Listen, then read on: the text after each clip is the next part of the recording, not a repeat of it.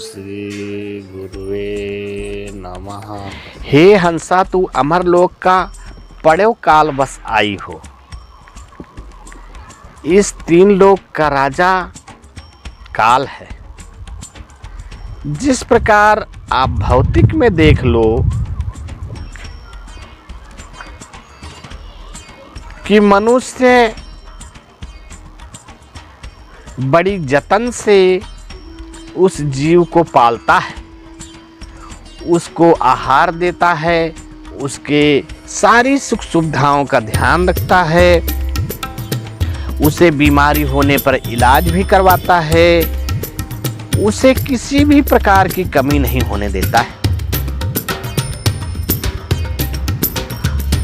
और वो जीव ये समझता है कि हमारा मालिक बड़ा अच्छा है, बड़ा दयालु है, बड़ा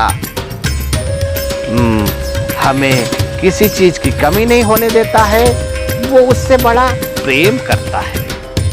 वो जीव जिसको वो पाल रखा है, काल रूपी मालिक ने जो पाल रखा है, बकरे को, मुर्गी को, जितने भी हैं पालतू जंतु जिन्हें वो मार के खाता है, वो जो जीव है उस मालिक को जो उसको पाल रखा है उसको वो भगवान मानता है। ठीक है कि भाई हमारा भगवान बड़ा सुंदर है, बड़ा दयालु है, हमें किसी प्रकार की कमी नहीं रखता, हमें भूख लगने पर भोजन देता है, प्यास लगने पर पानी देता है, सोने के लिए व्यवस्थित करता है, हमारी परेशानियों में, हमारी बीमारी में इलाज करवाता है। हमारा भगवान बड़ा अच्छा है। उस जीव के लिए वो व्यक्ति जो उसको पाल रखा है वो भगवान है। ठीक है, लेकिन सवाल यहाँ पे ये पैदा होता है कि वो जो भगवान बना है मनुष्य, जो उस जीव को पाल रखा है, उसको क्यों पाल रखा है, उसको क्यों वो उसकी सेवा में लगा हुआ है, क्योंकि उसके पीछे उसका स्वार्थ छिपा हुआ है कि भाई जब ये बड़ा हो जाएगा है, जब इसका मांस बढ़ जाएगा तब मैं इसको काट के खाऊंगा, ये उसका स्वार्थ है। लेकिन जो वो पला हुआ जीव है वो उसको भगवान मान रहा है कि हमारा भगवान बड़ा अच्छा है, हमें खाने के लिए आहार दे रखा है, पीने के लिए जल दे रखा है, और सोने के लिए बिस्तर दे रखा है, और सारी व्यवस्थाएं कर रखा है। वो उसके गुण गाता फिर रहा है, मेरा भगवान बड़ा अच्छा, मेरा भगवान, मेरा मालिक बड़ा अच्छा। लेकिन जब वो उसके क्षुधा की तृप्ति के लिए, उसके स्वार्थ के लिए वो परिपूर्ण हो जाता है, वही मालिक उसके गले पे छुरी रख करके धड़ अलग करके उसको खा जाता है।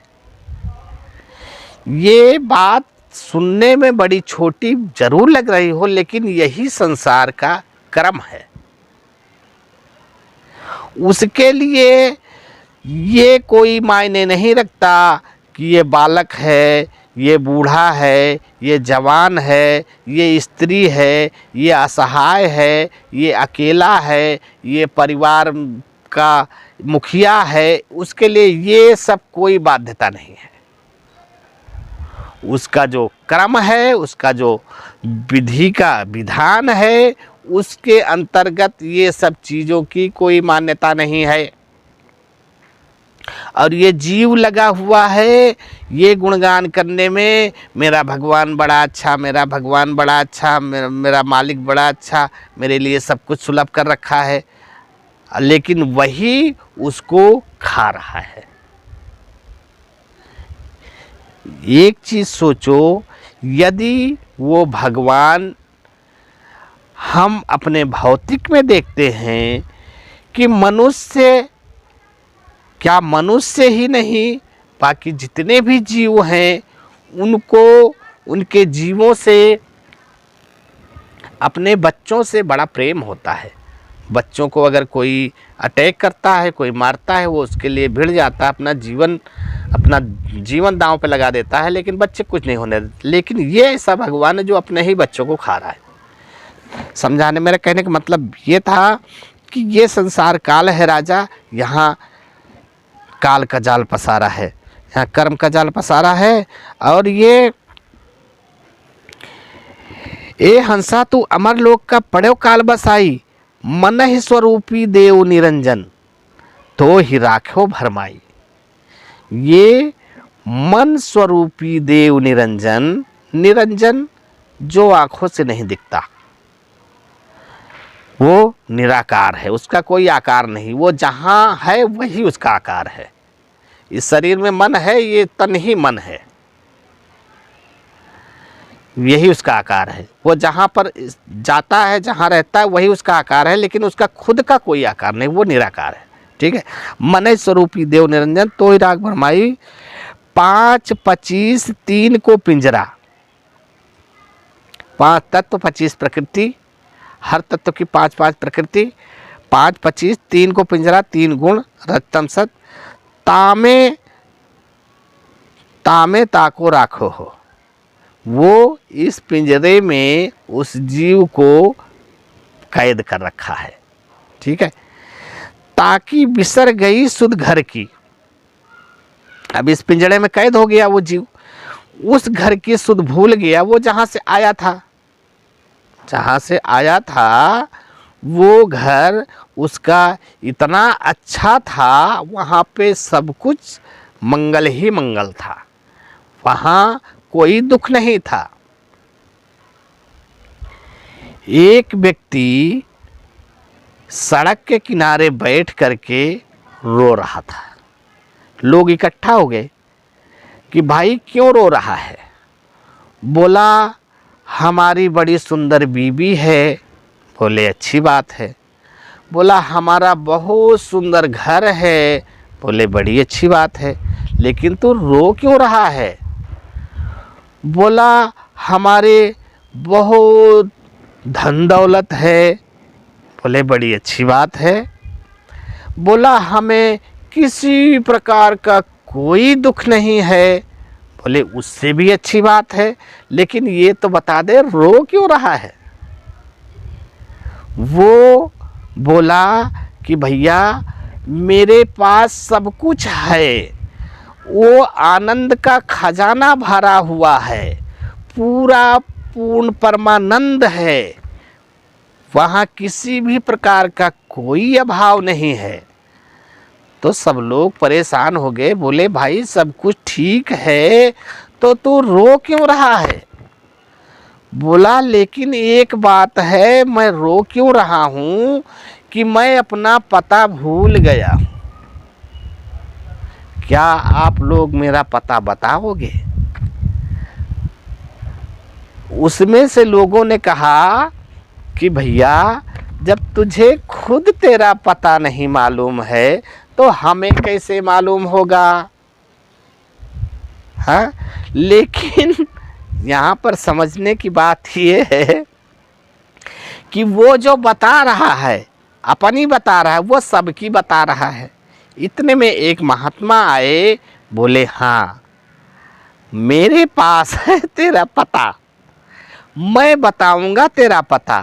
क्यों? कि जहाँ तेरा घर है वहीं मेरा घर है।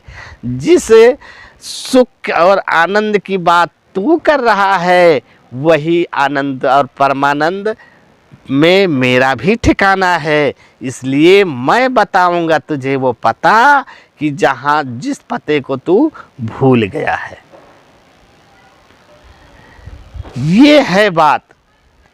इसी पते को बताने के लिए गुरु की आवश्यकता है, अन्यथा सबकी यही कहानी है।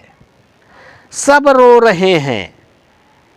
क्यों रो रहे हैं? इस संसार की दुख को देख करके रो रहे हैं।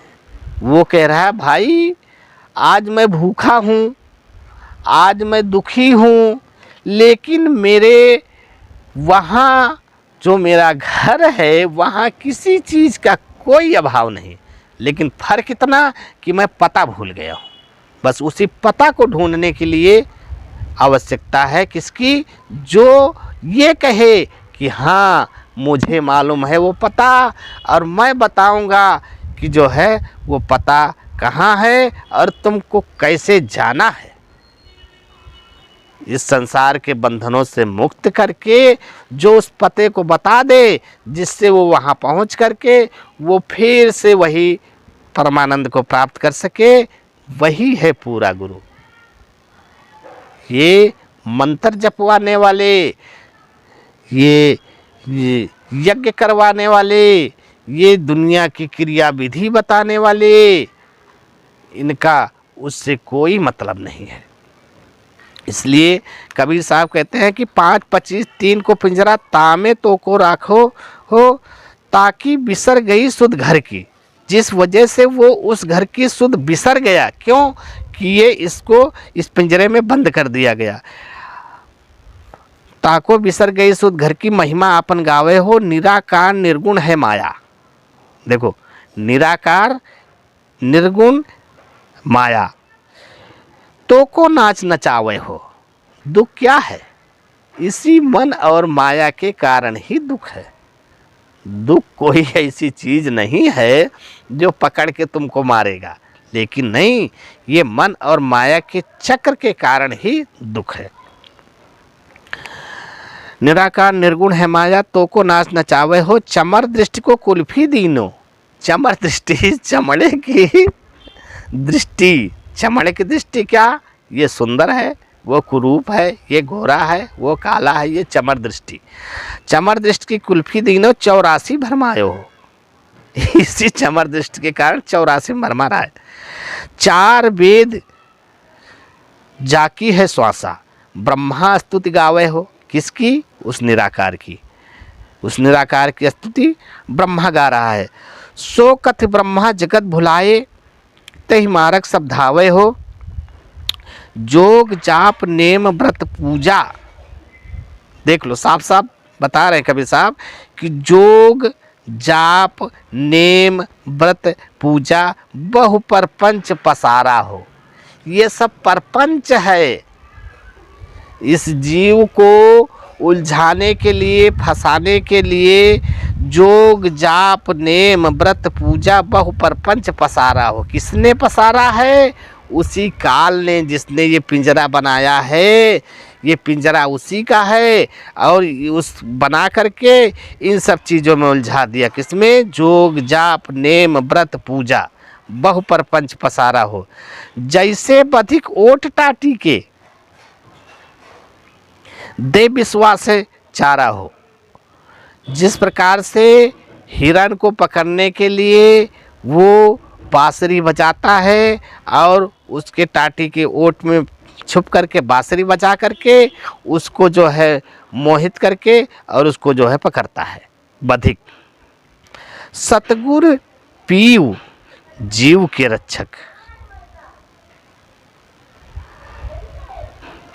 सतगुर पीव जीव के रक्षक, ताके करो मिलाना हो।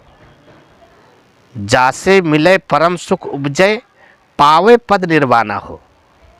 जासे मिले परम सुख उपजय, पावे पद निर्वाणा हो।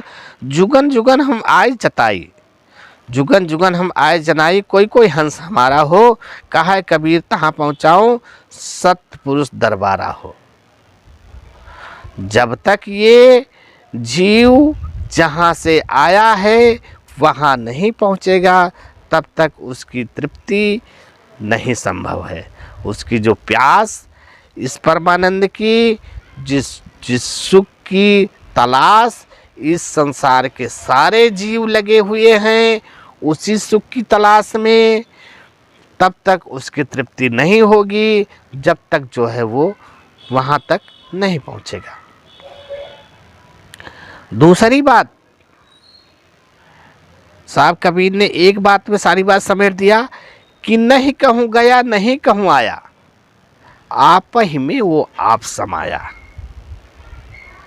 वो पूर्ण परमानंद जिसकी तलाश तुम कर रहे हो, युगन युगन से, जन्म जन्म से, तीर्थ मूरत पाथर पानी में, हर जगह नेम व्रत पूजा उपवास में, जो बाहरी क्रिया कर्मों में तुम उसे तलाश रहे हो, वो तुमसे दूर नहीं है। नहीं कहूँ गया, नहीं कहूँ आया, आप ही में वो आप समाया। ये है रहस्य। जब तुम इन मन बुद्धि चित्त अहंकार की पकड़ से, इनकी क्षमता से परे हो जाओगे, तब तुम उस अपने स्वरूप को जान पाओगे और उस परमानंद का अनुभव कर पाओगे। जब तक तुम ये मानोगे कि मैं शरीर हूँ, तब तक तुम्हारे जीवन में दुख ही दुख है, जबकि सत्य ये है कि तुम शरीर नहीं हो। जो तुम हो वो ये शरीर नहीं है। शरीर आज है, कल नहीं होगा, लेकिन तुम शरीर से पहले भी थे और शरीर के बाद भी रहोगे। बस यही भ्रम है कि मनुष्य इस भ्रम में भ्रमित है कि मैं शरीर हूँ। कोई अपने शरीर पे बढ़िया कोट पैंट चढ़ा ले, बढ़िया पूरा सूट पहन ले और कहे, दूर से दिखेगा कि भाई पूरा सूट पहन रखा है, लेकिन सूट अलग है और तुम अलग हो। शरीर अलग है और आत्मा अलग है। बस इतना ही भेद को दूर करने वाला, बताने वाला जो भेदी गुरु मिल जाएगा, तो आपकी सारी ये जो भटकाव है, ये जो अन्य रास्तों से उस परमानंद की तलाश है, वो ख़त्म होकर के अपने में ही समेट जाएगी।